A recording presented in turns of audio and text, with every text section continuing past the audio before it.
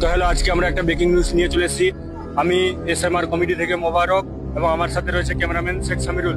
তো আমরা আজকে ওই মার্ডারের ঘটনাটা নিয়ে, ওই মার্ডার যার বাড়িতে হয়েছে তার বাড়িতে চলে এসেছি। তাদের বাড়ির লোকের কিছু বক্তব্য আমরা শুনে নেব, লাইভ আপনাদের দিচ্ছি আমরা টিভিতে এক্ষুনি।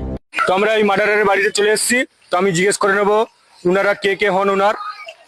আপনি ওনার মার্ডারের কে হন? আমি আমার ভাতার হই।